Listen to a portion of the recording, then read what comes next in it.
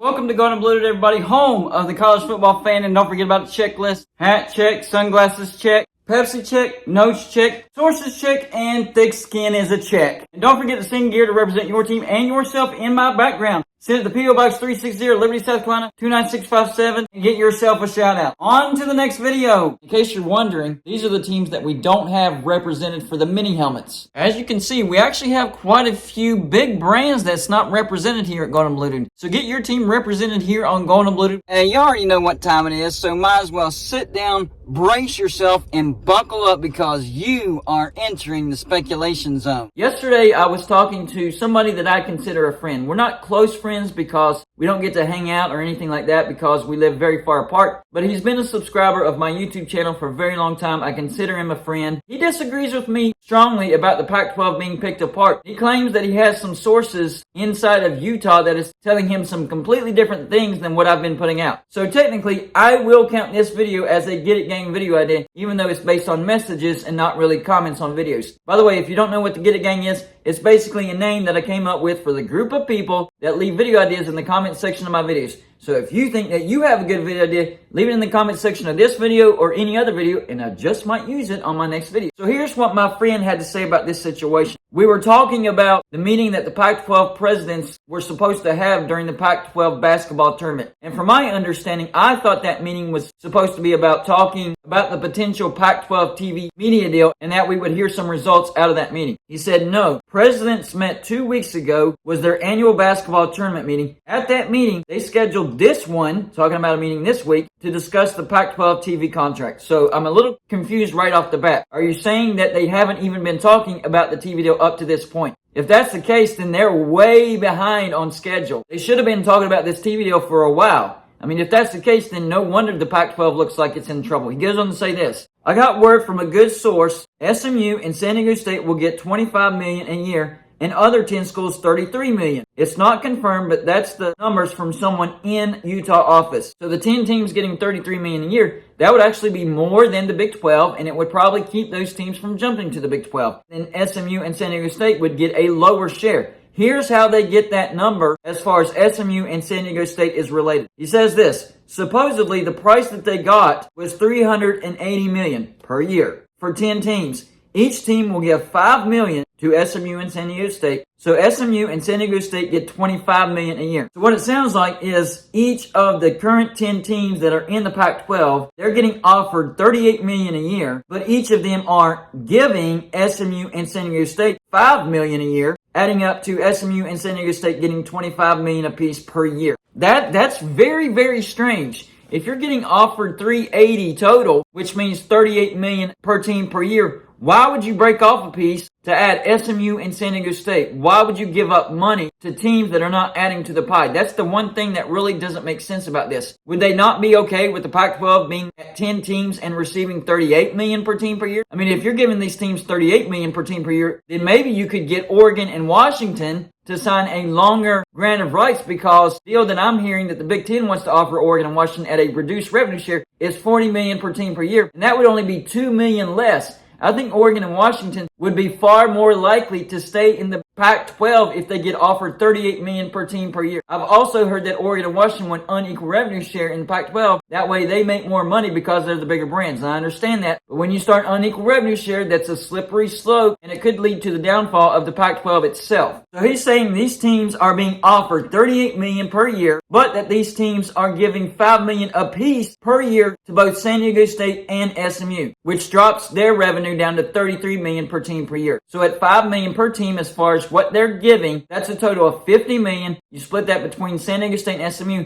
that's $25 million a year for both San Diego State and SMU. I just don't understand why the Pac-12 teams would voluntarily give up $5 million a year just to get San Diego State and SMU. So if they're not adding to the pie, because it looks like the offer is really just to 10 teams and they're getting offered $380 million, which equals out to $38 million a year, but they're willing to give up $5 million a year to both SMU and San Diego State so that the Pac-12 can be 12 members again, even though those two teams don't add any value.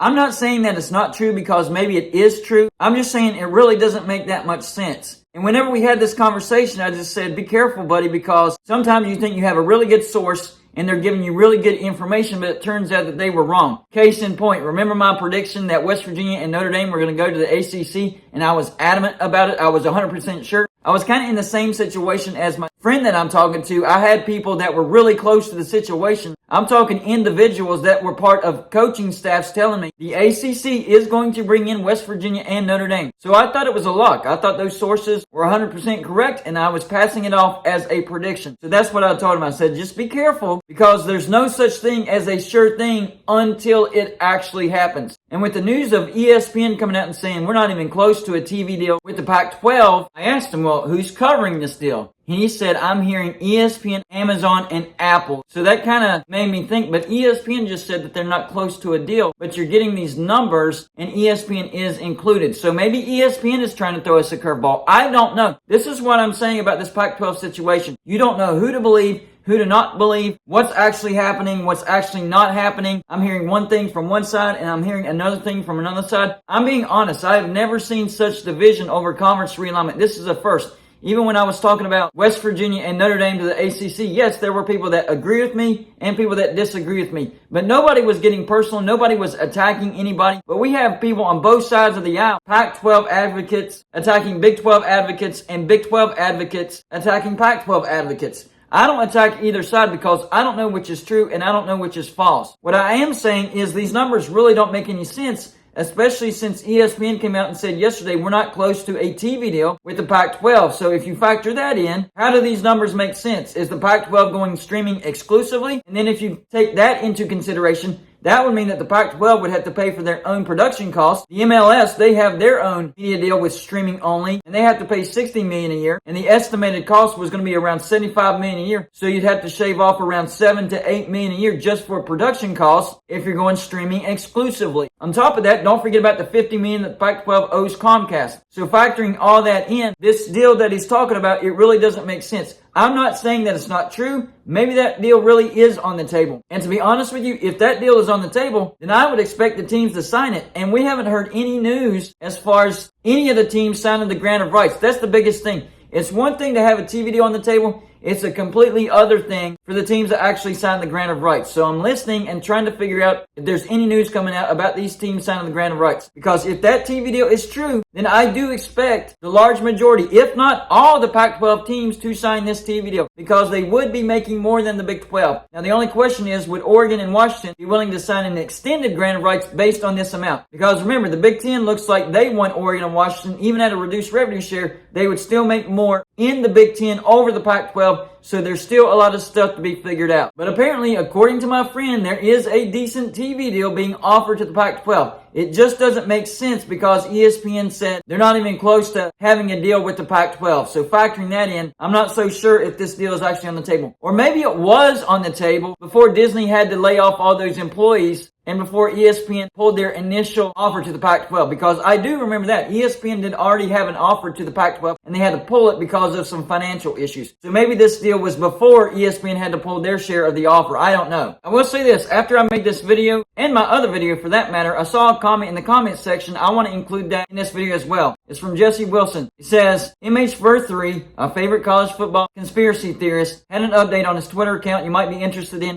Pac-10 schools rejected the deal for $280 million with ESPN, and $80 million for Tier 1 and football and basketball. $280 million, that's a solid $100 million less than what my friend is hearing. He's hearing $380 million. And this comment actually coincides with what we heard yesterday as far as ESPN saying we're not even close to a deal with the Pac-12. In other words, they're offering them lower, and maybe the Pac-12 actually wants that $380 million. But in reality, the deal is actually for $280 million. That's a $10 million a year gap. That's a significant gap right there. That leads me to believe that the Pac-12 does have a deal on the table, but that the Pac-12 doesn't like the deal and that they're rejecting it. And that's why ESPN said we're not close to a deal. We have a deal, we offered them a deal, but we're not close to a deal because they don't want it. So y'all let me know in the comment section. Do y'all think that the Pac-12, the 10 teams that are currently in the Pac-12 are being offered $38 million total, that's $38 million per team per year, and that they are giving SMU and San Diego State $5 million apiece, therefore San Diego State and SMU are making $25 million per team per year? And if that is true, do you think that's enough to keep the Pac-12 together? That's all I got for this show. Like and subscribe if you haven't already,